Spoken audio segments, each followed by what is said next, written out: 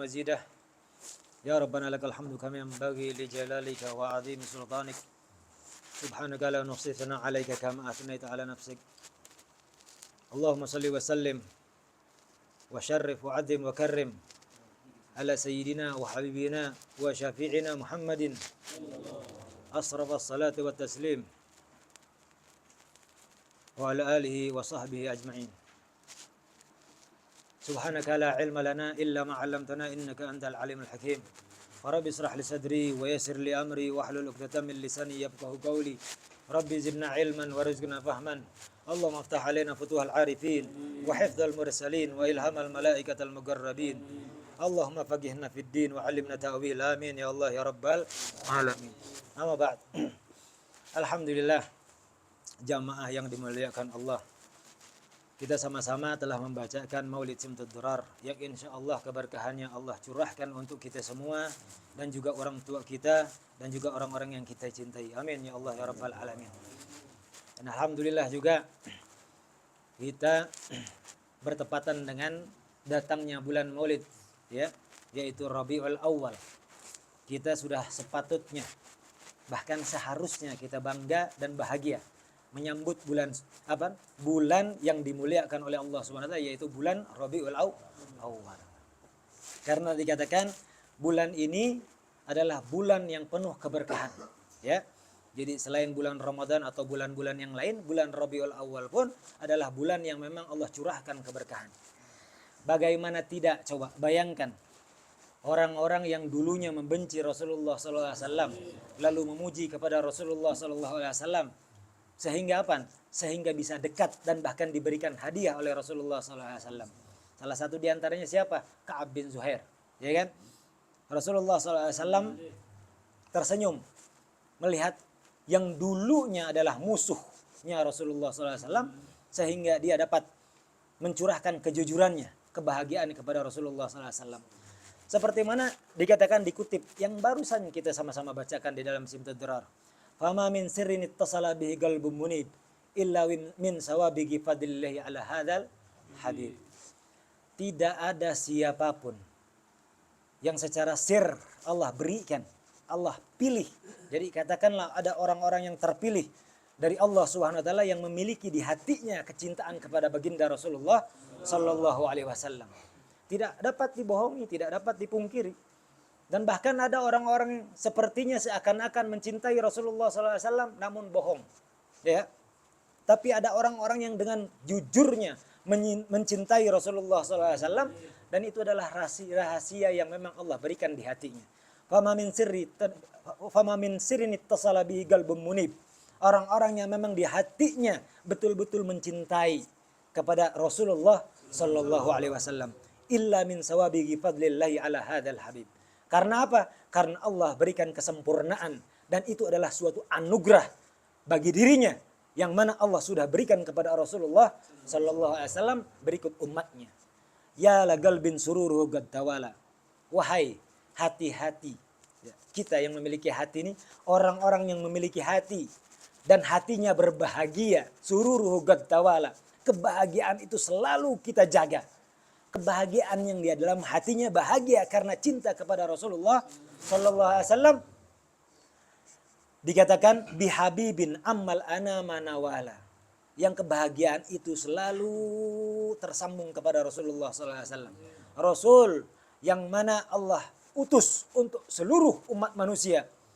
Jalla man syarfal wujuda binurin ghamaral kauna bahjatan wa jamala. Singkatnya, Allah akan berikan kebahagiaan. Allah akan muliakan juga orang-orang yang memiliki cinta kepada baginda Rasulullah sallallahu alaihi wasallam. Kebahagiaan yang sebagai bahjatan wa jamala.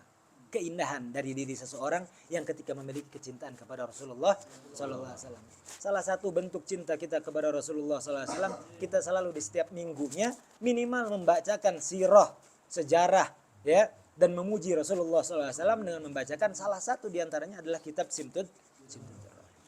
Alhamdulillah kita sambut bulan Maulid ini. Kalau bisa setiap rumah diantara kita ini buka Maulid, ya. Adakan Maulid. Mengadakan Maulid itu bukan harus besar-besaran seperti acara-acara yang memang diadakan di mana? katakanlah di tempat majelis taklim, di pesantren-pesantren, dan tempat-tempat yang dibesar-besarkan. Maulid ini kita harus adakan perayaan atau peringatannya minimal di rumah-rumah kita sendiri. Undang siapa? Min dzurriyyati Rasulillah sallallahu alaihi wasallam. Orang-orang soleh yang sekitar kita ada, ya. Kita alhamdulillah dihadiri oleh para habaib. Walhamdulillah di tempatnya para habaib. Alhamdulillah keberkahan akan bertambah untuk kita semua, ya. Makanya adakan, karena dulu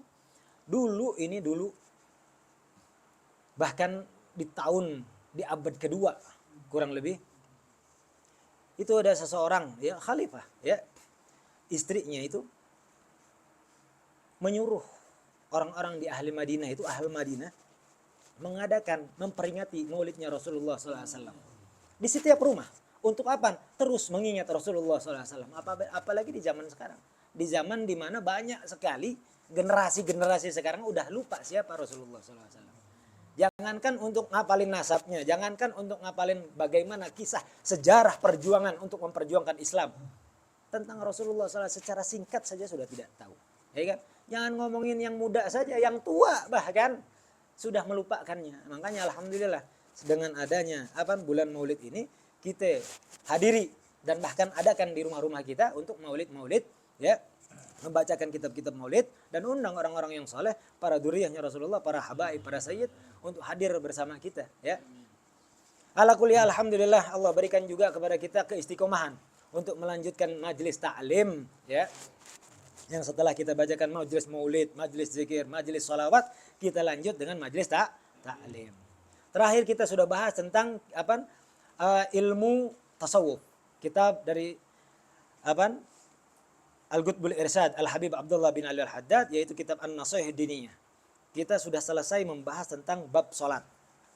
Lalu kita akan bahas untuk kesempatan kali ini ilmu fikih. Karena udah terlalu panjang ini. Ilmu fikihnya kita kita tinggalkan. Ada beberapa pertemuan yang kita belum bahas ilmu fikih. Kita langsung ilmu fikih. Kitabnya Fathul Gharib. Kita udah sampai mana sekarang Fathul Gharib? Udah lewat, ya. Ada yang baca nggak Fathul Gharib? Ada yang mau baca nggak?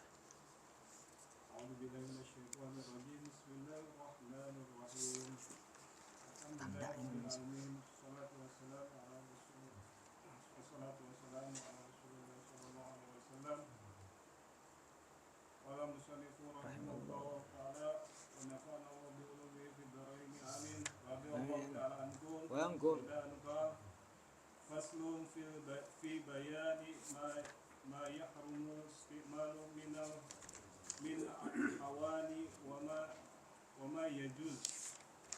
Wa bada bil awali faqa wa la yajuz fi ghairi daruratin bi rajulin aw amra'atin istimali shay'in min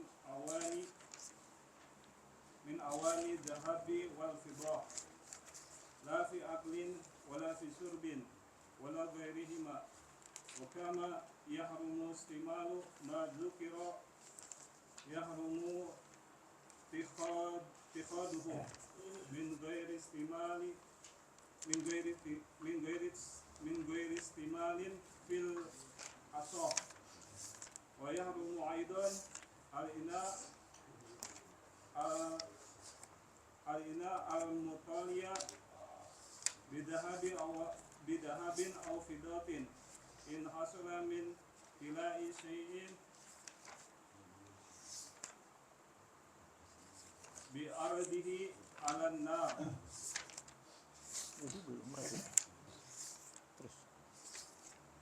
Terus tim.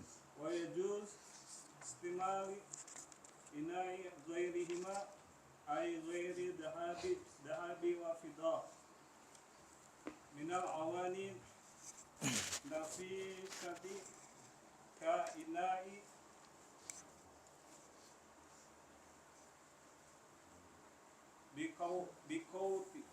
bikautin wa yahumul inai mudabbat mudababi bidabati fidatin kabiratin irfan lizinatin fa inna kanat kabiratin lihajatin jaza ma'al karaha au saghiratin urfan lizinati karahatin au lihajati fala takruh Syukur. amma dobati dahabi fatahrumu mutlaqan kama sahahahu Nawawi. A'udzubillahi minasyaitonirrajim. Bismillahirrahmanirrahim. Alhamdulillahirabbil wassalatu wassalamu ala sayyidina Muhammadin wa ala ali sayyidina Muhammad. Di sini dikatakan faslun fi bayani ma yahrumu isti'maluhu minal awani wa ma yajuzu. Wa bada bil awwali faqala wa la yajuzu fi ghairi daruratin lirrajuli aw imratin isti'malu syai'in minal awani dzahab wal fiddah. Di dalam pasal ini dikatakan faslun, pasal ini menjelaskan fi bayani, untuk menjelaskan ma yahrumu isti'maluhu, sesuatu yang haram digunakannya minal awani, dari perkara-perkara awani itu wadah-wadah yang biasa kita gunakan. Jadi ada wadah-wadah yang boleh kita gunakan, ada juga wadah-wadah yang memang tidak boleh kita gunakan. Katakanlah wadah yang dimaksud adalah seluruh benda. Benda-benda itu ada yang memang boleh kita pakai, ada benda-benda yang memang haram untuk kita pakai. Wa ma yajuzu katanya, dan juga yang bolehnya apa aja. Dikatakanlah kalau dibilang di sini wa bada bil awal. Kita akan memulainya sebetulnya dengan yang tidak diperbolehkan. Wa bada bil awal yaitu sesuatu yang memang tidak diperbolehkan untuk dipakai. Wa la yajuzu. Ya, jadi selain daripada yang dilarang di sini, nanti sisanya diperbolehkan. Wa la yajuzu, dan tidak diperbolehkan fi ghairi daruratin, kecuali dalam kondisi darurat.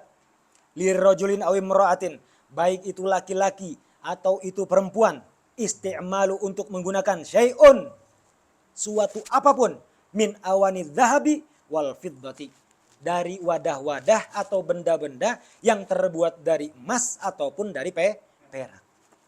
La fi aklin, tidak untuk makan, dipakainya digunakan untuk makan. Wala fi syurbin, tidak juga untuk digunakan untuk minum. Wala ghairihima, dan bahkan tidak digunakan untuk keduanya. Maksudnya apa? Maupun digunakan untuk ketika dia makan, minum, atau digunakan apapun kondisinya, haram hukumnya digunakan. Katakanlah benda-benda ini kalau untuk makan berarti piring, gelas. Kalau zaman dulu tuh kalau semua pulangan haji, sendok emas tuh bebe. Dari emas hajian, padahal emasnya ya kadang-kadang bukan asli juga, warnanya aja emas kan gitu. Makanya nah ini kita akan bahas semuanya. Atau teko-teko yang untuk bikin kopi, bikin teh. Nah itu warnanya emas, warnanya perak, boleh atau enggak? Kalau warnanya doang nanti kita bahas. Yang sekarang dibahas adalah emas dan peraknya secara langsung.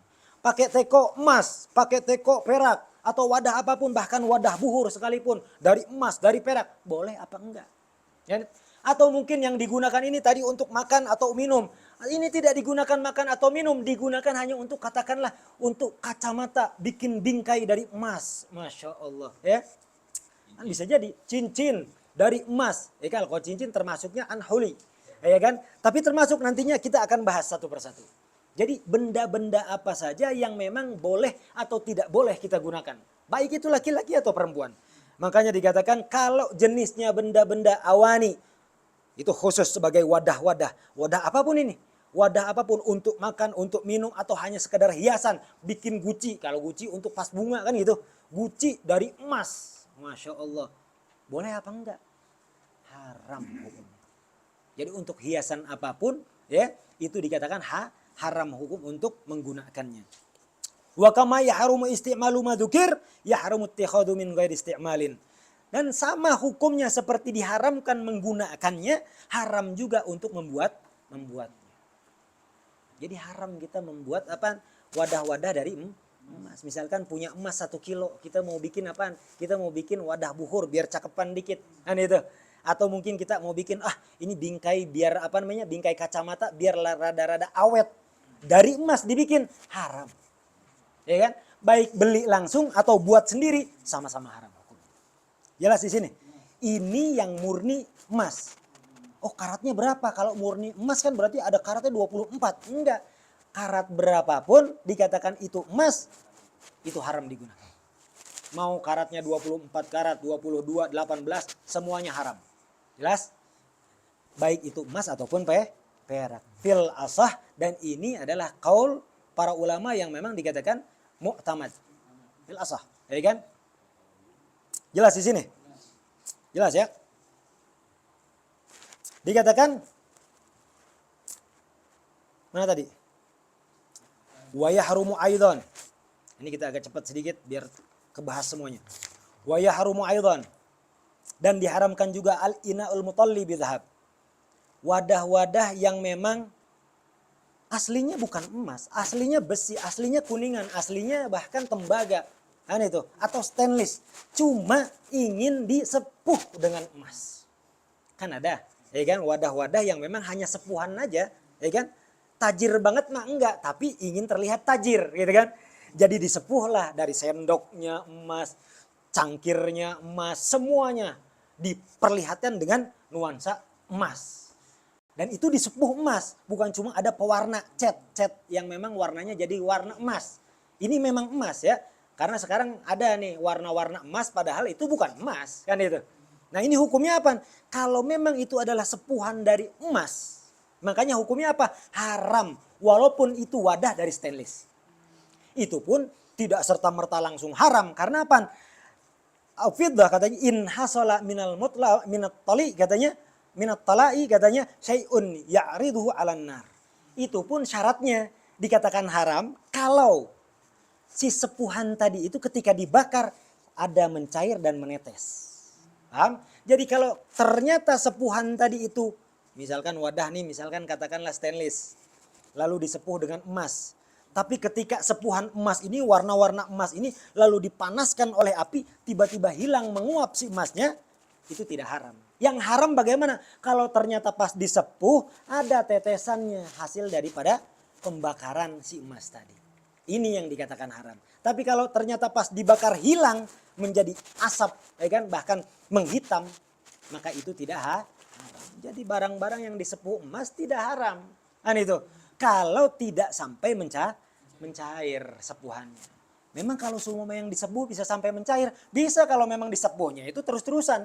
Kan kalau sepuhan emas itu kan kalau dibilang kadar emas yang memang sudah dari kategorikanlah bahan kimianya itu aqua regianya itu kan gitu.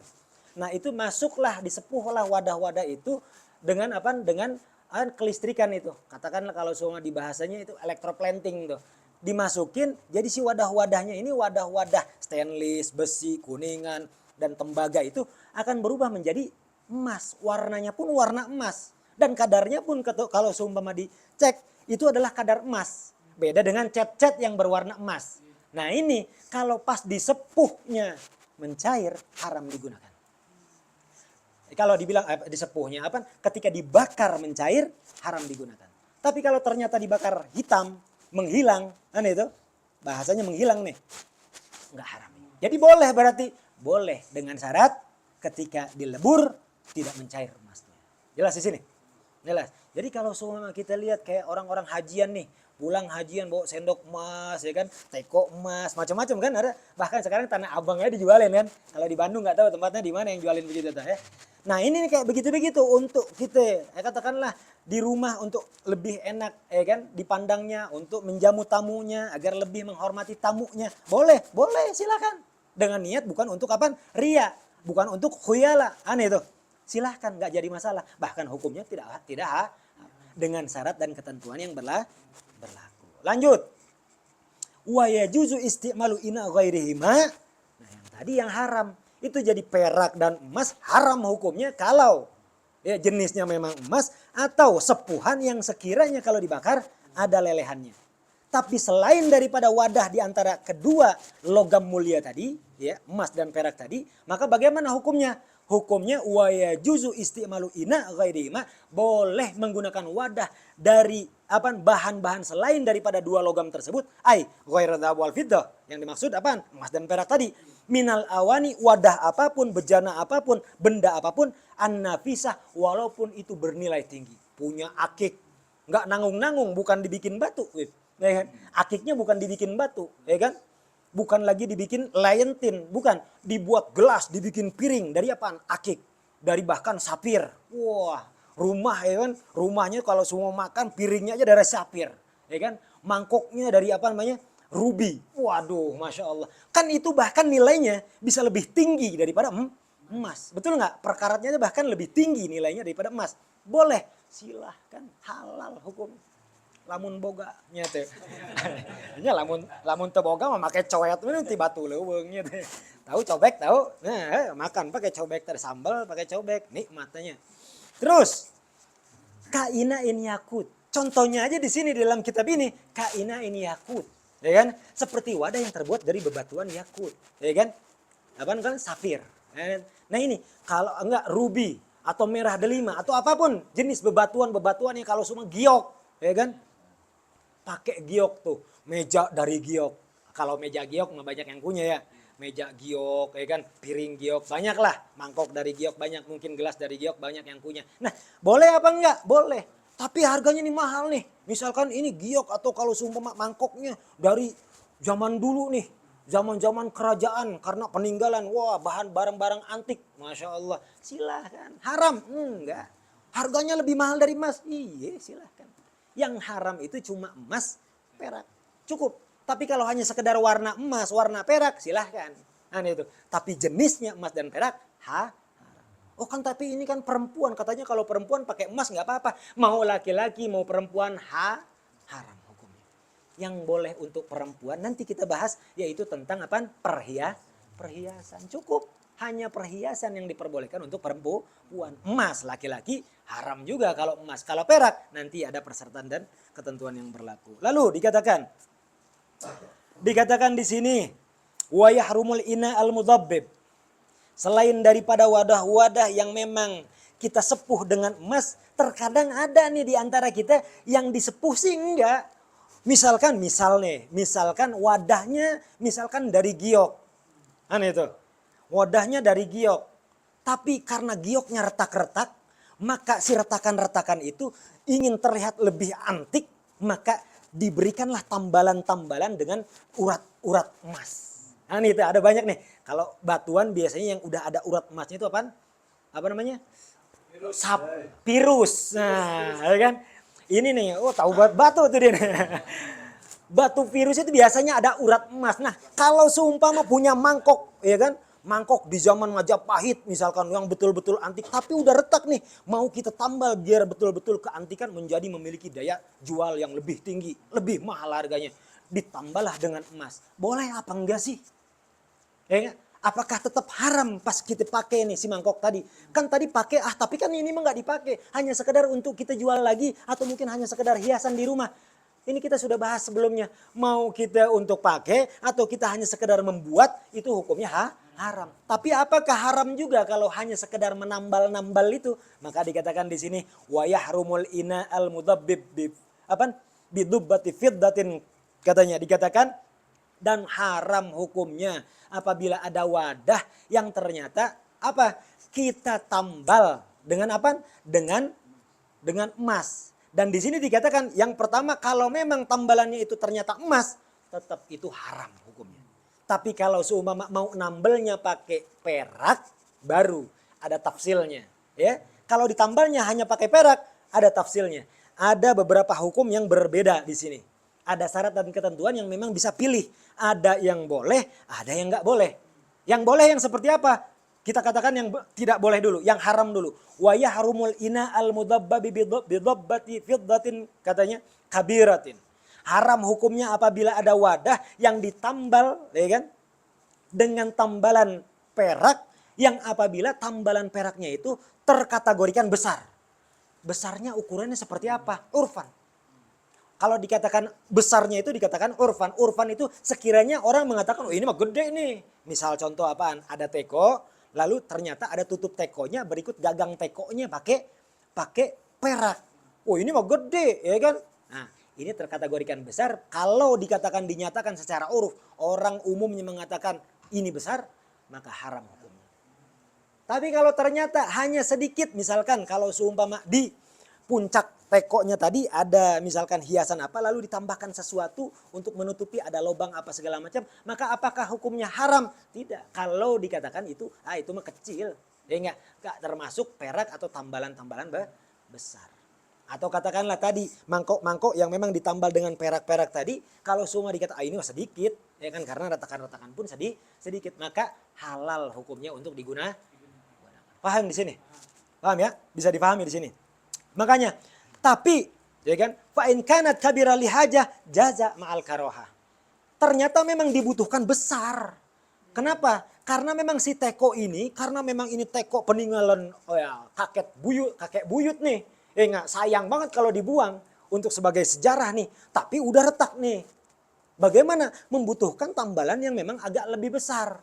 Nah kalau memang besarnya itu karena ada kebutuhan yang memang dibutuhkan di wadah tersebut, maka oke, boleh. Tapi tetap hukumnya makruh. Jaza ma'al karoha. Paham? Jadi menggunakan teko yang ditambal dengan perak, kalau besarnya memang itu sebuah kebutuhan, boleh. Tapi makruh. Aneh itu.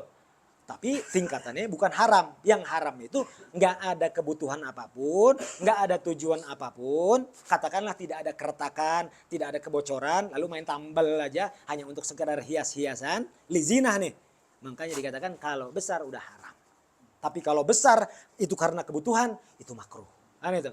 Tapi kalau seumpama misalkan au shaghirah urfan lizinatin karahat. Kalau seumpama kecil ada hajatnya, halal mubah. Kalau sekiranya ada penambalan-penambalan itu kecil, tapi ada kebutuhan di sana karena memang bocor, karena memang retak, karena memang seumpama misalkan oglek lah bahasanya. Nah, itu ada kebutuhan kecil, halal, mubah hukumnya. Tapi kalau kecilnya untuk hanya hiasan, maka bagaimana? Kalau tadi yang emas haram, kalau seumpama perak dikatakan kecil untuk hanya sekedar hiasan, itu hukumnya makruh. Tapi yang mu'tamad mubah. Paham? Dikatakan auli hajatin fala tukrahu, kalau memang kebutuhannya itu ada, itu tidak makruh, mubah hukumnya. Amma dubbatu dzahab fatahrumu mutlaqan kama sahu Nawawi, kalau tambelannya itu berupa emas, itu mah hukumnya haram mutlak. Siapa yang memang menegaskan itu? Imam Nawawi dikatakan mentashihkan hukum menambal apapun bendanya. Katakanlah kalau memang bukan wadah-wadahan kacamata. Kan kacamata biasanya ada engsel di sini nih. Ada engsel kacamata. Nah, dipakein emas. Awalnya sih memang plastik yang disepuh emas. Atau mungkin plastik yang berwarna emas. Tapi karena biar lebih keren, warnanya agak lebih mahal, bisa jadi lebih mahal. Udah pakai emas aja sekalian. Pakailah, ditamballah. Mudhabbab itu seperti itu. Ditamballah, dikuatkanlah dengan emas. Tetap haram. Jelas di situ? Jadi apapun jenis bendanya, apabila ada ditambal dengan emas, maka haram hukumnya. Mutlak. Jelas? Kebalikannya, kalau ternyata kita punya emas. Punya emas nih. Tapi ya biasalah, tidak mau sombong atau sengaja menyembunyikan kekayaan dari anak dan keturunan. Biar tidak terlalu sombong karena memiliki harta. Si emas tadi justru disepuhnya kebalikannya. Disepuh dengan apa? Tembaga. Disepuh dengan besi. Katakanlah ditutupi oleh besi. Atau bahkan kalau seumpama dibilang ditutupi dengan apa? Jangan plastik. Atau mungkin bisa katakanlah plastik sekalian poliuretan. Kalau seumpama cetakan-cetakan dari apa? Resin. Nah betul Beb. Itu termasuk plastik. Hukum menggunakannya apa? Hukum menggunakannya itu halal. Jadi kalau selama emas itu ditutupi, di cover, ya kan? Dengan cover yang sekiranya kalau di cover atau dibakar, itu apa namanya? Yang memang ini meleleh, maka hukum menggunakannya halal. Jadi kembalikan dari hukum yang tadi, kalau emasnya disembunyikan, entahkah dari keramik, sembunyikan dengan tanah liat, atau tadi plastik dengan resin tadi, maka hukum menggunakannya halal. Mau bikin teko, kita punya emas, bikin dulu emasnya tekonya dari emas, tapi si teko ini mau nanti diresinin aja sekalian atau dikasih tanah liat sekalian. Nah itu. Maka apa hukumnya menggunakan itu? Boleh. halal hukum. Di mana dibahasnya? Di kitab Bajuri. Jelas ya? Paham Tum? Paham. Nah, alhamdulillah. Ada pertanyaan nggak sebelum melanjut kepada fasal yang setelahnya? Mas dibikin balok setengah kilo, setengah pound. Boleh nggak? Apa hukumnya itu? Iya. Oke. Kalau kita punya emas atau perak ingin dibuat ingot balokan gitu, ya kan itu. Apa hukumnya? Boleh. Selama yang kita buat itu memang balok untuk kita hanya sekedar tadkhir, untuk hanya disimpan saja. Bukan untuk kita gunakan misalkan untuk ganjal apa, kan itu. Bisa jadi kalau semua ini emas balokan kita ganjal pintu. Nih. Jadi untuk ya kan terlalu tajir Bebe. Ya enggak, amin insyaallah mudah-mudahan kita enggak tahu. Misalkan kalau untuk mau digunakan untuk benda sesuatu yang akan kita gunakan haram Bebe. Tapi kalau hanya sekedar untuk iddihar kayak begitu enggak apa-apa. Begitu Bebe, kurang lebih ya. Allahu a'lam. Terus apa lagi ada pertanyaan? Masya Allah, handphone, ya kan?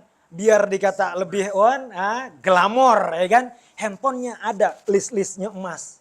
Nah, list ini apakah memang si listnya dibuat dari emas atau hanya sekedar list besi biasa disepuh emas? Kembali lagi kepada hukum awal. Ada hukumnya. Kalau sepuhan, kalau memang dibakar, ada mencair haram hukumnya. Kalau memang jenisnya emas, walaupun hanya berapa sih? Yang paling rendah tuh emas 7 karat ya. Walaupun hanya sekedar 7 karat si emasnya, kalau memang itu adalah campuran ada emasnya, tetap haram hukumnya. Jadi benda apapun. Jadi bukan hanya untuk makan, minum, bukan. Termasuk diantaranya apaan? Ya itu tadi. Ya, termasuk diantaranya handphone. Karena itu benda, bukan perhiasan. Jelas sih ya? Tadi. Kalau si pembuatnya sendiri, si pengrajin misalnya, Ya. pembuatnya disuruh sama tunungan lah Hmm. disuruh membuatnya wadah dari Ya. emas itu gimana? Ya. Kalau ternyata kita memang disuruh karena memang kita kerjanya di tempat peleburan emas katakanlah, pembuatan perhiasan, pembuatan wadah-wadahan dan lain sebagainya. Nah, tadi sebelumnya dikatakan fil asah. Ya kan? Membuat, membeli, memiliki itu haram hukumnya. Tapi dikatakan fil asah, dikatakan di dalam kitab Bajuri apaan? Fil asah. Nih, di sini. Mana tadi? Wahwal mu'tamad. Itu adalah apaan? Itu adalah hukum yang mu'tamad. Aslinya tetap mau disuruh siapa kek, syariat lebih memerintahkan untuk tidak membuat sama sekali. Ini keperluan kerja, Ustaz. Aneh nggak kerja dong. Aneh kan kerjanya di tempat peleburan, pembuatan wadah, pembuatan perhiasan. Ya kalau gitu aneh dikeluarin kalau nolak perintah dari bos. Katakanlah seperti itu. Bagaimana dong hukumnya? Wa mugabiluhu al-qaul bijawazi ittikhadil awani bittikhadil tijarah liman yasuguhu huliyan au yaj'aluhu darahim au dananir. Ya. Di dalam mugabil al-asah, sebagian ulama mengatakan untuk membuat itu dengan membuat apapun karena memang pekerjaannya di bidang itu. Silahkan. Boleh hukumnya. Hanya membuat bukan untuk digunakan sendiri. Paham? Di mana di kitab Al-Bajuri. Terus. Tadi pertanyaan tadi teh. Iya lah Bang Zul tadi. Narasana. Ayo Bang Zul.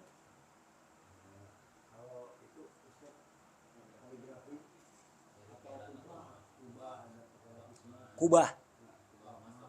Oh, kubah emas, ya kan? Kubah emas. Udah gitu apaan lagi? Monas tuh, ya kan? Kaligrafi emas, kayak kiswah Ka'bah dan lain sebagainya. Ini semuanya dibahas di kitab Bajuri. Apa hukumnya? Seperti contoh, terkategorikan Monas itu wadah atau perhiasan. Kalau dikategorikan itu adalah sebuah wadah atau benda, hanya sekedar benda bukan untuk perhiasan, maka dikatakan haram. Gubah masjid, ya, itu sepakat mu'tamadnya haram hukumnya membuat gubah dari emas. Ya, terus kaligrafi yang ada di masjid, bahkan kiswah Ka'bah yang mu'tamad hukumnya haram yang terbuat dari emas. Terus sekarang kan kiswah Ka'bah itu si benangnya benang emas. Terus gimana? Nah, mereka menggunakan madhab yang lain atau gaul ulama yang lain. Secara yang mu'tamad di dalam madhab Imam Syafi'i hukumnya haram apa? Menjadikan atau katakanlah kiswah, hiasan dinding, kaligrafi dan lain sebagainya menggunakan emas. Kalau itu terkategorikan benda. Jelas di situ. Tapi kalau hanya sekedar untuk misalkan katakanlah menjadikan perhiasan. Contohnya misalkan. Contohnya apaan perhiasan yang dimaksud? Kita punya tas. Jangan kita ya. Jangan kita. Ini istri deh bahasanya, atau anak perempuan kita. Kan biasanya ada huli itu untuk digunakan di mana? Di antingnya, di kalungnya, di gelangnya. Misalkan perhiasan ini untuk jadikan apa? Gantungan kunci. Kan itu. Gantungan kunci. Nah, gantungan kunci mau kita bikinin nih. Itu namanya termasuk huli apa bukan? Huli. Walaupun sebagian ulama mengatakan gantungan kunci termasuk benda. Kan itu. Tapi sebagian ulama lain yang mengatakan yang utama kalau itu adalah huli, jazat. Untuk perempuan ya. Tapi kalau seumpama terkategorikan itu adalah hiasan, ya kan? Yang kata kaligrafi boleh. Tapi kalau itu adalah benda, haram. Kembali ke hukum ini. Ada lagi pertanyaan? Kalau untuk peralatan rumah tangga itu ya, kita harusnya nggak usah tahu tadi ini dibuat dari mana, apa kita beli aja. Yang biasa sering kita pakai kayak teko, kayak apa gitu. Oke. Ya seharusnya secara ilmu fikih untuk mengamalkan ilmu fikih kita tahu ini emas apa bukan. Kadang-kadang kalau wadah-wadah itu kan biasanya ada apa namanya? Ada kodenya lah ya. Kalau emas kan ada kodenya ya. Nah, kode-kode itulah kalau semua misalkan ini emas, oh ini perak, ini wadah ternyata apa segala macam. Jangan gunakan. Kalau memang termasuk wadah-wadah yang terbuat dari emas dan perak. Kalau bukan wadah itu hanya sekedar hiasan, silahkan. Wallahu a'lam bishawab. Marah. Kalau misalnya dikasih lah, Ya. dikasih kan dijual nggak boleh, dipakai nggak boleh, apa dilebur lah, Kalau dijual nggak jadi masalah. dijual nggak Nggak dijual masalah. Tapi kita jual kepada orang yang memang tidak haram untuk menggunakannya. Ya. Kepada orang yang, iya, ke orang kafir, ya, ke orang-orang yang memang kalau untuk kita jual, marhaba, fadhal Bib. SIM card. Katanya kan ada sedikit kandungan emas. Betul. Kalau Pakai semua SIM card. betul banget. Pertanyaan luar biasa nih. Ini gimana ini? SIM card kan di dalam SIM card itu memang ada emasnya. Memang betul. Mengandung walaupun hanya sedikit ada emasnya. Bahkan kalau ternyata SIM card itu dilebur, itu akan menyisakan emas. Jadi tidak gosong dia, tidak hilang dia. Apa hukumnya? Bahkan jangan SIM cardnya dulu, Beb. Handphone yang kita pakai, setiap chip yang ada di handphone kita ini, itu mengandung emas. Atau orang ayeuna keharaman teh tuluy dipakainya teh. Jadi pakai yang haram selama ini nih ngomong gitu, wah yang halal, jangan yang pakai yang haram. Ternyata kita selama ini pakai, enggak. Kembali kepada hukum yang tadi terakhir. Kalau ternyata ada emas bukan selubungi dikemas, di-coveri dengan yang selain emas, ditutup. Yang tadi terakhir, Beb. Jadi kalau ada emas ternyata ditutupi oleh selain emas, sehingga penutupnya akan bisa mencair. Nah, itu dengan dibakar, dengan dileburkan, maka hukum menggunakannya halal. SIM card tidak langsung emas, di luarnya adalah tembaga, tapi di dalamnya ketika dikopek gitu, itu ada kadar emasnya. Chip pun sama, langsung kita lihat chip hanya sekedar bahan-bahan yang namanya dikatakan plastik itu tadi, ya kan itu. Nah, kalau kita kopek keluarlah di dalamnya ada emas.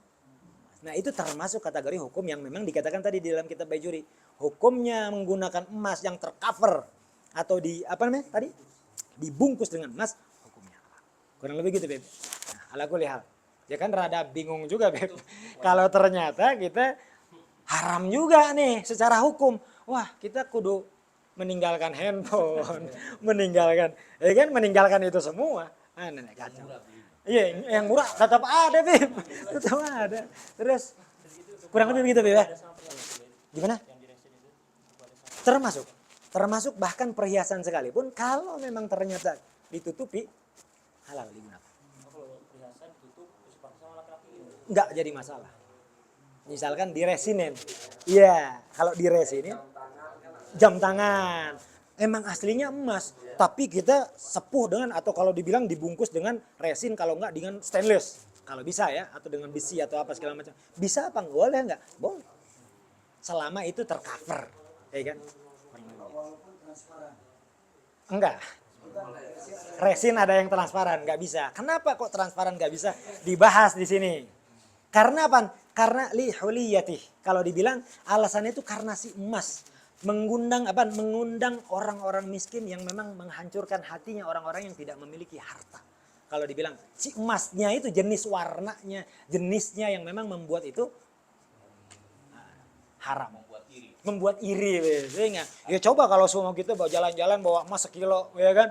Atau ini yang renteng emas semua, wah, ya kan? Bukan cuma iri, mengundang pencuri itu. Iya. Ada lagi pertanyaan? Gigi emas termasuk di dalamnya. Apa hukumnya gigi emas? Kita ompong nih, ini Ana ompong nih. Besok-besok Ana pakai gigi ini, Ana tambal pakai gigi emas. Boleh apa enggak? Secara hukum yang mu'tamad, ya, haram hukumnya menggunakan gigi emas. Tapi banyak ternyata para ulama yang menghalalkan gigi emas. Kan itu. Yang lebih banyak menghalalkan gigi dari perak. Itu banyak. Kalau kita ngelihat di Jazirah Arab, di Tarim, di Hadramaut, apa segala macam, banyak orang-orang yang menggiginya pakai perak. Emas jarang. Karena secara yang mu'tamad emas haram sudah. Tapi kalau perak masih banyak yang memang mengatakan halal pakai gigi. Yang nanti yang bahasanya kalau pakai gigi emas atau perak, yang nyusahin itu nanti ketika dia mati.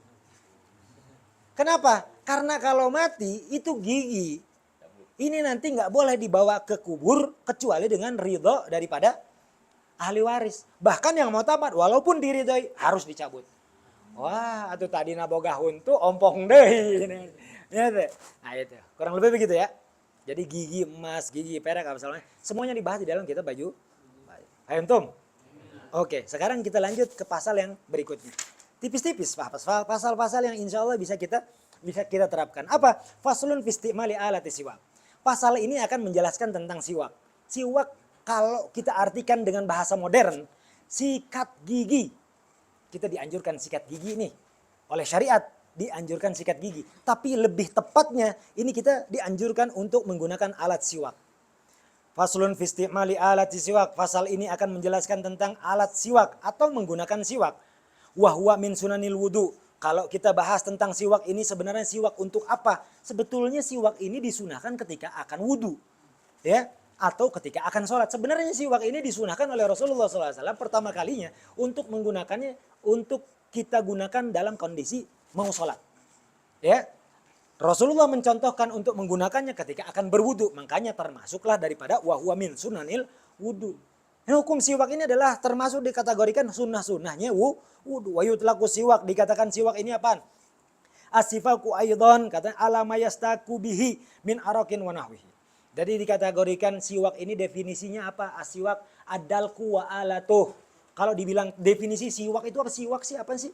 Siwak itu adalah adalku wa alatuh, menggosok dan alatnya. Memang menggunakan gosok gigi atau menggunakan alat yang memang sudah dikenal dari sejak zaman dulu nih. Ya, orang-orang pakai sikat gigi baru kemarin yang kalau udah ada pabriknya. Kalau yang namanya siwak, alat siwak, ya, alat siwak ini sudah dari sejak zaman dulu digunakan. Paham? Bahkan dikatakan ini menjadi kesunahan dan sebelumnya bahkan sudah digunakan siwak ini. Dijadikanlah kesunahan di zaman Rasulullah SAW di dalam Islam. Alamu yastakabi min arakin au nahwi. Bahkan siwak ini dikatakan kalau memang mau dibilang siwak ini adalah alatnya, iya, inilah siwak. Dikatakan siwak ini adalah pohonnya arok. Pohon arok, ya, itulah siwak. Bahkan sekarang ini bukan pohonnya, ini akarnya. Ya, namanya pohon arok, ya, lain kan aroknya tuh. Ini tuh bukan rotan, Beb. Kalau rotan justru nggak boleh, rotan, bambu nggak boleh. Karena apa? Memiliki ketajaman. Kalau ini kelembutan, gitu. Jadi kalau siwak ini memiliki apa? Kelembutan. Dan sebenarnya bukan ini sih yang sampai ke kita yang udah dibungkusin biru, kuning dan lain hijau dan lain sebagainya itu semuanya akarnya. Yang ternyata ada yang paling afdol batangnya, ranting siwaknya. Ranting aroknya. Wah, di sini udah nggak ada. Iya, di sini kita nggak bisa temuin. Jarang yang jual. Kenapa? Lebih keras lagi daripada akarnya. Ya, kita mah yang lembut-lembut aja dulu deh. Pakai yang akar-akarnya. Tapi kalau nanti ke umroh, ke haji, insya Allah Allah kasih rezeki untuk bisa haji dan umroh. Cari yang namanya pohon arok. Petik, minta dulu tapi jangan main petik aja.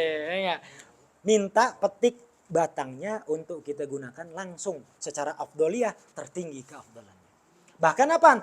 Pahala ibadah yang kita lakukan dengan menggunakan siwak sebelumnya, itu pahalanya akan dilipat gandakan menjadi 70 kali lipat. Wudunya kita menjadi 70 kali lipat pahala. Sholatnya kita, sholat apapun baik fardu ataupun sunnah menjadi 70 kali lipat. Bayangkan kalau sholat berjamaah hanya dikalikan 27 kali lipat pahala, ditambah kalikan lagi ketika kita berjamaah sholatnya menggunakan siwak. Tadi dikali 27, dikali yang 27 tadi, dikali 70. Berapa banyak pahala yang Allah berikan. Jadi sayang sekali kalau orang yang memang melakukan suatu ibadah tidak menggunakan siwak. Padahal dibawanya nggak berat, ya nggak? Nyempil sedikit gampang ketahuan. Tapi kadang-kadang ada yang banyak mengatakan, aduh hilang Ustaz, nggak tahu kemana. Tidak, apaan? Karena tidak memprioritaskan siwak ini adalah perkara yang memang kalau sampai Rasulullah katakan, laula an asyugga ala ummati, la faradtum siwak. Ya kan? Atau kama qala Rasulullah SAW. Kalau saja kata Rasulullah, ini menggunakan siwak di setiap keadaan ternyata tidak membebankan kepada umatku, aku akan wajibkan menggunakan siwak di setiap waktu.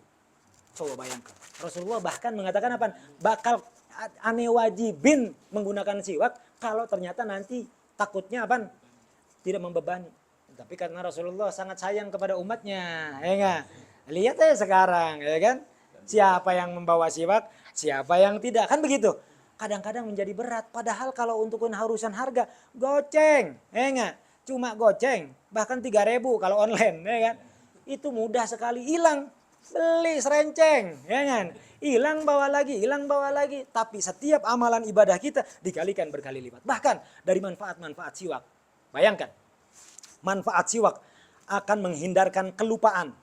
Baik di masa muda atau di masa tua. Kalau di masa muda akan mempertajam ingatan. Kita kalau punya anak pengen kuat hafalannya. Kalau semua ingin mendorong anak-anak kita menjadi tahfidz. Ya, hafidz itu suruh pakai siwak. Ya, kokin aja terus siwak pakai ini. Habis siwak hilang, beli lagi, kasih lagi terus. Satu, menguatkan apa? Daya ingat. Siwak menguatkan daya ingat. Terus siwak akan menguatkan apa? Dan menyehatkan area gigi dan gusi. Mulut akan terus apa? Tercium wangi. Ya kan? Jadi tidak akan ada bau mulut. Untuk orang yang memang rutin menggunakan siwak. Pahala yang selalu Allah berikan. Dan juga Allah akan berikan taufik hidayah atau mempermudah dirinya apa? Berzikir kepada Allah Subhanahu wa taala. Bahkan orang yang selalu senantiasa menggunakan siwak akan dimudahkan oleh Allah Subhanahu wa taala ketika sakaratul mautnya untuk mengucapkan kedua kalimat syahadat. Asyhadu an la ilaha illallah wa asyhadu anna Muhammadar Rasulullah. Jadi itu banyak sekali manfaat-manfaat untuk menggunakan siwak. Terus kenapa kok kita nggak mau menggunakan siwak? Bahkan kalau semua kita ada rezeki, anak udah sering nih, anak udah kasih tahu. Kalau ada rezeki kita, nggak usah banyak-banyak beli 5 siwak, bagiin di masjid. Mau dipakai cuma sekali nggak apa-apa. Itu dikali 70 sholatnya tuh orang lagi berjamaah, kita kebagian. Kali 5 orang, 10 orang kita bagiin. Nanti minggu depan jadi kalau dibilang Jumat berkahnya jangan cuma makanan doang.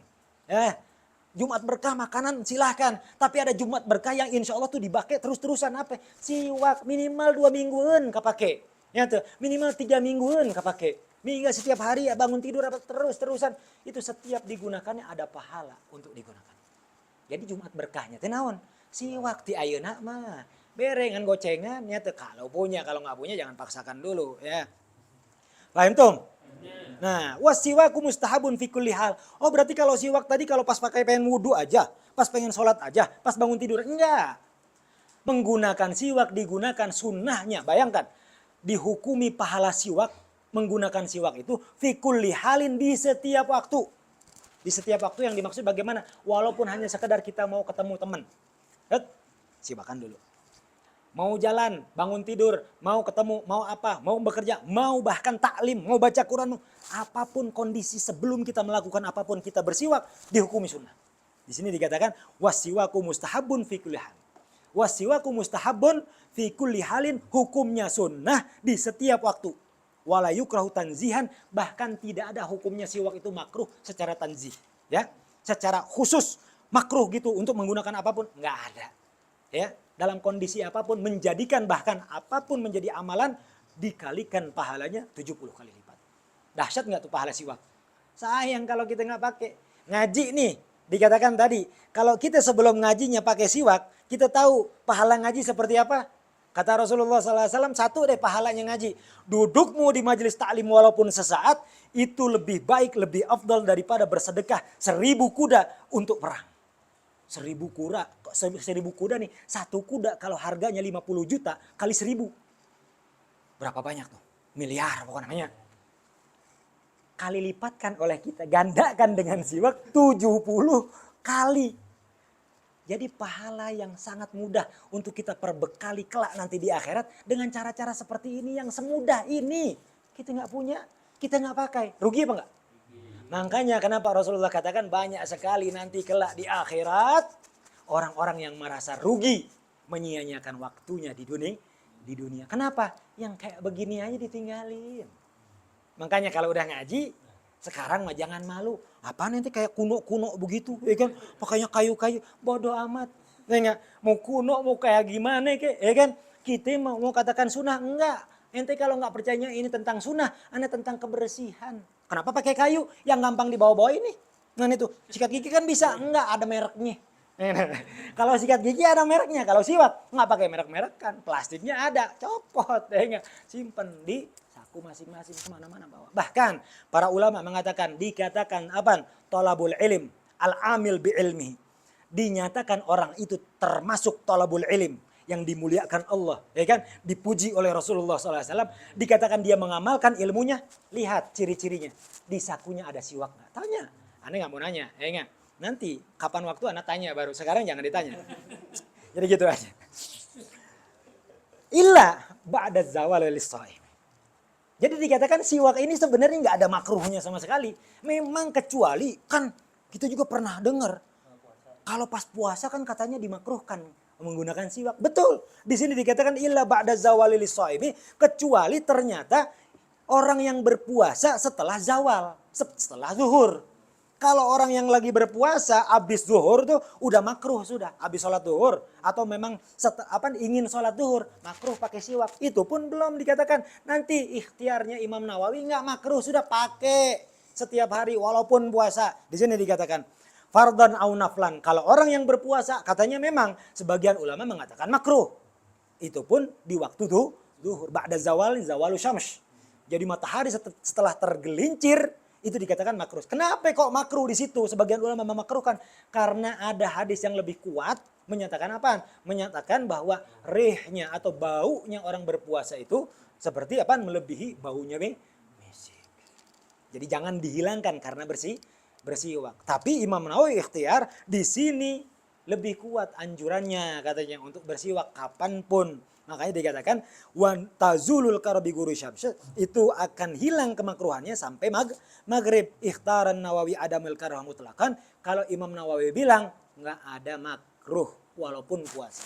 Baik itu bulan Ramadan atau puasa Senin Kamis. Pakai aja siwak terus. Jelas ya?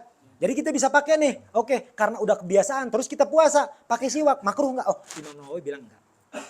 Sesimpel itu. Tapi kalau semua ternyata misalkan kita lagi nggak bawa, oh iya memang udah makruh.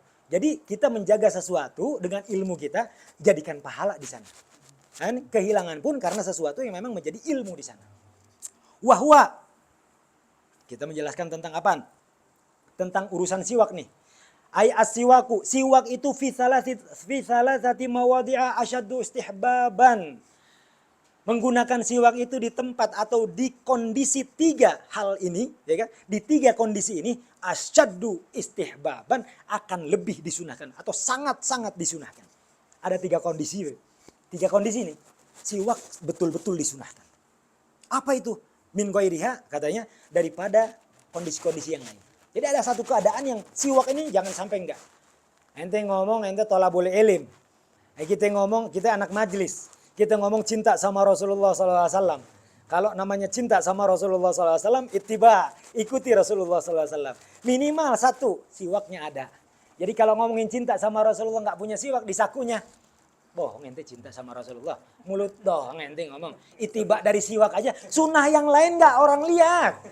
Sunnah yang lain orang nggak lihat. Mau sholat apa? Puasa, sholat duha, sholat tahajud. Mungkin orang nggak lihat, nggak bisa 24 jam. Tapi ketika orang melihat, itibanya bi Rasulullah SAW membawa siwak kemana-mana. Cinta sama Rasulullah. Jelas di sini. Makanya dikatakan ahaduha, salah satu di antaranya bersiwak itu sangat disunahkan inda taghayyurul fammi min azmin. Ya kan? ketika mulutnya sudah mulai berubah baunya atau warnanya. Ya, oh itu benar-benar ini. Bahkan sunnah. Bahkan nanti kalau dibilang ada kewajiban. Ya, tapi diawali dengan asyaddu istihbaban kalau mulai berubah. Misalkan mulutnya, giginya sudah mulai menguning, udah mulai ada kerak-kerak daging, ya kan? Nah ini udah ada berubah-berubahnya nih. Atau mungkin karena apa? Karena banyaknya diem, nggak mau ngobrol di majelis taklim, nggak mau nanya, ya kan? Diem aja, ya kan? Biasanya orang banyak diem, itu bakteri bekerja, ya kan? Bau lah mulutnya, ya kan? Tapi kalau orang banyak berbicara, insya Allah bau mulutnya sudah terkeluarkan. Nah karena memang ini bukan kata ana, di sini dikatakan apa, tagoyuril fami min azmin. Apa ya itu azmin? Azmin itu kebanyakan balem, kebanyakan diem, ya, nggak ngomong-ngomong, diem, apalagi nggak makan-makan, ya ini. Nah ini nih mulut bisa berubah dengan baunya ataupun warnanya. Makanya disunahkan, sangat disunahkan menggunakan itu kalau tanda-tanda perubahan sudah ada. Kalau perubahan sudah ekstrim, wah, gigi sudah menghitam, ya kan? Bau sudah membusuk, itu bukan sunnah lagi. Ya, itu hukumnya wajib. Kenapa? Karena nanti ketika apa? Ketika akan berkumpul dengan orang lain akan apa? Akan mengganggu orang lain. Itu pun jadi wajib kalau seumpama apa? Kalau semua akan berkumpul dengan orang lain. Erek sorangan mah teu mana-mana di imah, di kamar gitu. Isep sorangan nyet. Paham? Ini hukumnya. Kila, ya kan? Azmin itu apa? Huwa sukutun tawil. Sebagian ulama katakan azmin itu sukutun tawil. Terlalu banyak diam. Lama tidak berbicara. Entahkah di pengajian, entahkah di rapat, entahkah lagi kumpul teman-teman, lagi nongkrong, lagi apapun kondisinya. Udah lama tidak berbicara, sukutun tawil, itu namanya azmin. Ada sebagian yang mengatakan, wakila tarkil akli, itu karena nggak makan makan. Yang tadi ada bilang. Orang udah lama nggak makan, mulut pun bau, ya kan? Ya kan kalau semua habis makan ada ciumnya bau rendang, ya kan? Bau opor, ya kan? Bau kebuli, ada wanginya. Tapi kalau udah lama nggak makan, bau mulutnya, candahar maneh. Tandanya, ya kan? Itu menandakan sudah jangka waktu panjang nih, jangka waktu lama belum makan makanan lagi, atau udah jangka waktu lama dia tidak mengucapkan ucapan sesuatu ucapan. Dikatakan, ini ulama mengatakan wa inna maqala, dan sesungguhnya katanya hanya saja dikatakan di sini wa ghairuhu, ya kan? Dikatakan selain daripada itu liyash mula katanya. Taghayyurul fami bi ghairi azmin. Makanya dikatakan di sini, dikatakan azmin ini wa ghairuhu biar bukan cuma syadidul sunnah istihbaban ini, asyaddu istihbaban ini disunahkan betul-betul, bukan hanya untuk karena memang dia nggak ngomong, nggak makan doang, ya kan? Lias mulut tagoyurul fami bi ghairi azmin, karena agar sifatnya menyeluruh. Sifatnya menyeluruh. Ketika ada perubahan bau dan warna di mulut atau di giginya, bukan karena tidak makan, bukan karena hanya banyak diam. Walaupun dia ngomong, tapi perubahan warna di mulutnya mulai terjadi. Nah itu. Perubahan bau dari mulutnya sudah mulai terjadi. Walaupun itu banyak ngomong, banyak makan, ya itu pun memang sudah disunahkan. Jadi bukan karena diam doang.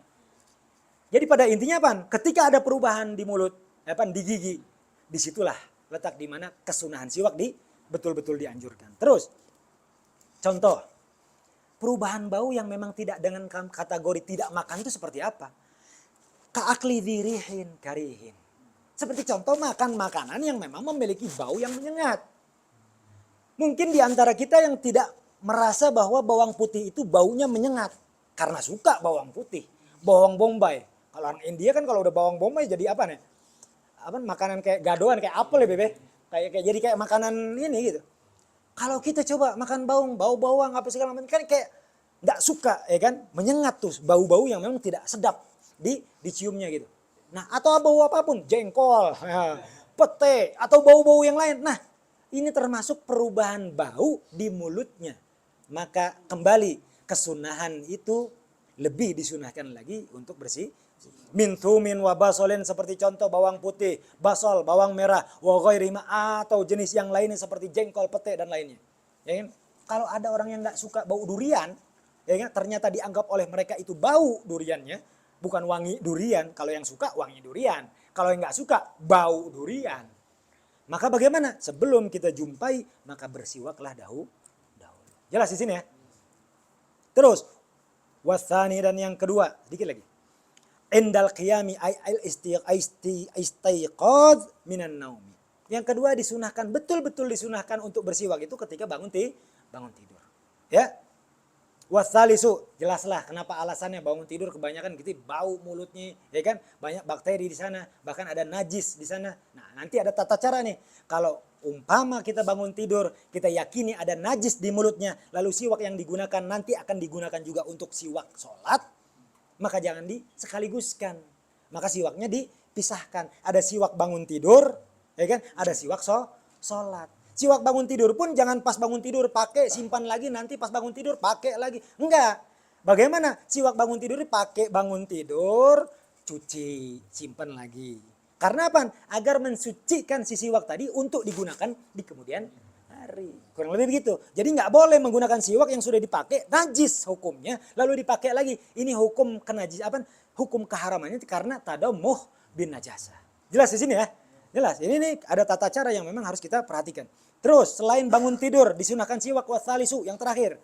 Indal qiyami ila salat, ketika kita akan mengerjakan sholat. Sebelum sholat gunakan siwak, minimal sholat. Fardon au naflan, baik itu fardu sholatnya atau sholat yang sunnah. Wa yata'akkadu aidan, tambahannya.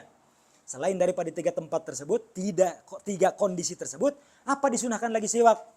Fi ghairi salasitil madhkurah, selain daripada tiga, mimma huwa madhkurun fil mutawalat, ada dibahas di kitab-kitab yang sangat panjang, kakiratil Quran. Contoh, membaca Quran. Sebelum baca Quran, baca maulid, atau baca apapun yang memang baca surat apa segala macam, ya, siwakan dulu. Baca ayat-ayat yang memang ada di postingan di handphone kita, siwakan dulu. Sunnah hukumnya. Jelas. Jadi banyak kondisi yang memang kembali ke awal. Siwak ini disunahkan di kondisi apapun. Nah itu. Wa istighfarul asnan. Ini contoh yang tadi. Kalau semua gigi sudah mulai menguning, yusanu anyan wa bisiwak sunnah. Selain daripada ketika kita menggunakan siwak, walaupun sebagian ulama tanpa niat pun sudah sunnah, sudah dapat pahala. Tapi dikatakan di dalam kitab Ibn Qasim ini, kalau pengen menggunakan siwak, niatin aja itu siwak. Sesederhana itu, sesingkat itu, nawa itu siwak. Atau di hati aja, niat siwak. Bahasa Indonesia begitu, niat siwak. Nah gitu. Dan kita kalau semua bangun tidur atau pas mandi, nggak pakai siwak. Pakainya sikat gigi. Apakah bisa? Siap. Bisa menggunakan sikat gigi pun niatnya, niat siwak. Jelas? Jadi pakai sikat gigi walaupun bahannya bukan dari kayu-kayuan, kan sikat gigi dari plastik tuh, dari dari brush kayak gitu ya. Boleh nggak siwak pakai itu? Boleh. Enggak, niat siwak dapat pahala, dapat. Jadi kalau semua nggak punya siwak, bawa sikat gigi kemana-mana. Bawa sikat gigi kemana-mana. Jadi dapat sunahnya. Kan meren ayah merekna, ya. Jelas di situ. Nah itu. Nah kalau dibilang, kalau ngomongin boleh nih siwak betul pakai seperti itu, boleh karena yahsulus siwak bikulli khashinin tahirin. Dengan segala sesuatu benda apapun, ya kan, yang bentuknya kasar, tahir dan itu suci, ya kan? Kalau dibilang bendanya kasar dan juga dan suci. Selain sesuatu benda, ya kan, la yu'dhi, atau kalau dibilang tidak dapat menyakiti asnan atau lisah atau fam. Jadi lingkungan bahasanya sekitar mulut, gigi, gusinya tidak tersakiti dengan jenis-jenis yang kasar tersebut. Contoh tadi apaan? Bambu. Wah, aneh mau beli siwak tapi belum ada duitnya nih. Aneh mau pakai bambu aja langsung dipakai. Jangan. Hinis katanya.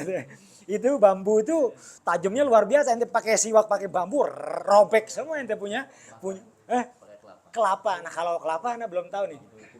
Kulit kelapa. Serabut boleh. Serabut kelapa boleh karena kan kalau serabut kelapa nggak tajam ya. Nggak tajam sabut kelapa. Tapi kalau rotan yang tadi, rotan tajam. Terus lagi apa? Tembako. Zaman dulu nenek habis nyeplak gitu. Daunnya. Pakai Hah? habis nyiri. Heeh. Kan dibersihannya pakai bako. Kayu. Bako. Buat ngerokok. Bakoy. Oh kalau itu ada asar yang keluar nggak bisa termasuk. Yang tidak ada asar yang keluar. Ya. Ya. Kalau misalkan batangnya, ya boleh silakan. Kalau batangnya nih. Batangnya kan ada batang. Tidak keluar sesuatu. Kalau nggak tajam juga. Pokoknya kembali lagi ke kaidahnya. Sesuatu yang kasar. Ya kan? Dan suci. Tidak meninggalkan sesuatu dan tidak menyakiti area mulutnya. Kalau, nah di sini di definisi ini memudahkan kita sebetulnya. Kalau ketinggalan siwaknya, nggak bawa siwaknya, tapi masih tetap pengen dapat pahala sih. Bagaimana? Kita biasanya, kita diajarkan oleh guru-guru soalnya. Nggak bawa siwak, pakai baju, tapi nggak semuanya. Lalu langsung di dia mah, wah itu karoneng kabeh. Kuning semua. Ya enggak?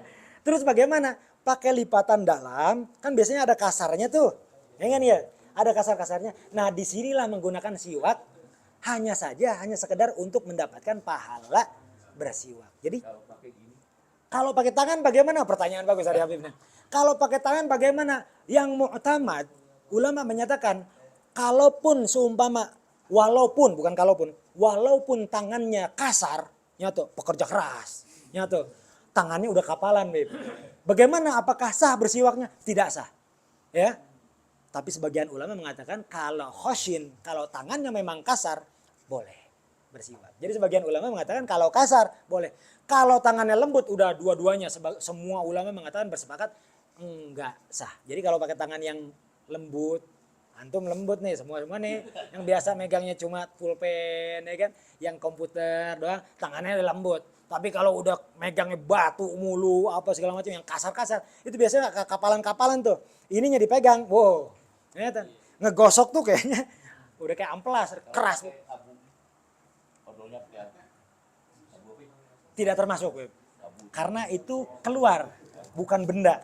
Kalau abunya itu mungkin tambahan, termasuk tambahan. Ya, itu ziyadah. Jadi kalau siwak ini alatnya. Nah, kalau itu tambahan. Ya kan? Katakanlah obatnya, Beb. Ya. Jelas di sini? Jelas. Dikit lagi. An yastaka biyaminihi.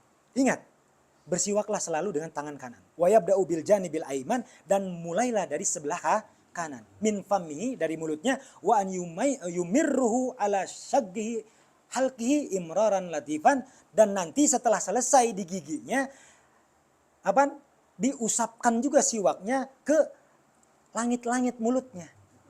Latifan, tapi pelan-pelan. Wa ala karasi adrasihi, dan juga di bagian dalamnya, ya kan? Dari gigi-gigi geraham dalam itu diusapkan juga. Jadi kalau untuk caranya bagaimana bersiwak? Pertama, menggunakan siwak. Mana lu ngit? Loncat.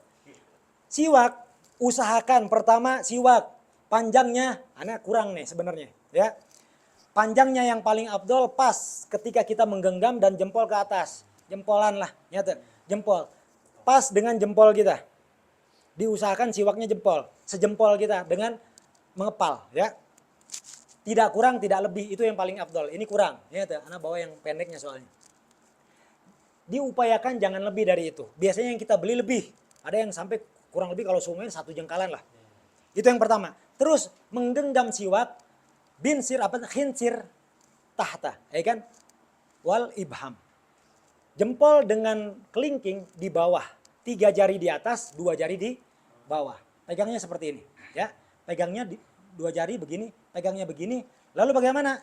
Dimulai dari sebelah tengah kanan, tengah atas. Dimulainya dari tengah atas. Lalu bagaimana? Ke samping kanan, turun ke bawah, ke samping kiri, ya kan? Ke tengah lagi, bukan kiri. Ke tengah lagi, ke kanan, balik lagi ke tengah, naik ke atas, ke samping kiri, ya kan? Baru bawah, kembali ke tengah. Jadi seperti angka 8. Set, set, balik lagi gitu. Jadi, 3 kali. Upayakan 3 kali. Tadi dikatakan di kitab Fathul Qorib bagaimana? Setelah giginya diusap 3 kali, maka ambil pertama untuk langit-langitnya. Masukkan pelan-pelan, usap langit-langitnya 3 kali juga. Lalu lidahnya 3 kali juga. Adros dalamnya 3 kali juga. 3 kali kanan, 3 kali kiri. Itu tata cara siwak yang diajarkan oleh Rasulullah sallallahu alaihi wasallam. Wa ma ba'dahu bi qalil matan wallahu a'lam bishawab. Paham tum? Alhamdulillah. Mudah-mudahan apa yang kita pelajari hari ini manfaat dunia akhirat, dan juga mudah-mudahan pahalanya duduk kita di majelis ta'lim ini Allah berikan untuk orang tua kita dan juga orang-orang yang kita cintai, orang-orang yang terlebih dahulu meninggalkan kita, seperti Sayyidina Al-Habib, ya, Al-Habib Husain Al-Haddad. Yang mudah-mudahan Allah berikan kemuliaan, ya, dan juga dikumpulkan dengan baginda Rasulullah sallallahu alaihi wasallam. Dan juga untuk hari ini atau malam ini Al-Faqir kebetulan terlambat hadirnya nih. Kita berikan juga pahala, minta kepada Allah agar pahala majelis ta'lim kita, membaca maulid kita diberikan juga kepada siapa? Anaknya Kang Abang, saudara kita, namanya siapa? Azma Ridha Alamsah, ya. Mudah-mudahan Allah terima amal ibadahnya, dan juga Allah ampuni segala macam dosa-dosanya. Allah terangkan di kuburnya dan dikumpulkan dengan bersama orang-orang soleh. Amin ya Allah. Agar lebih sempurna, kita baca doa sama-sama. A'udzubillahi minasyaitonirrajim. Bismillahirrahmanirrahim. Alhamdulillah wassalatu wassalamu ala sayyidina Muhammadin wa ala alihi.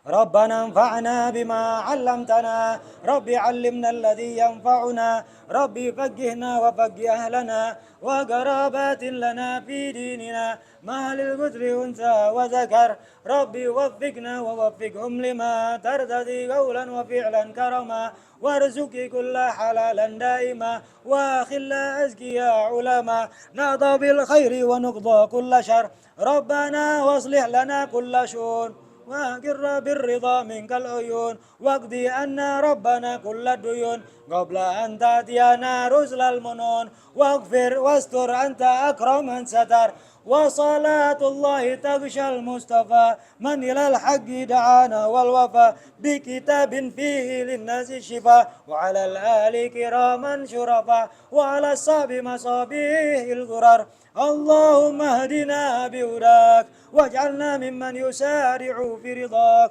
ولا تولنا وليا سواك ولا تجعلنا ممن خالفك أمرك وعصاك حسبنا الله ونعم الوكيل نعم المولى ونعم النصير ولا حول ولا قوة إلا بالله العلي العظيم بسر الفاتحة.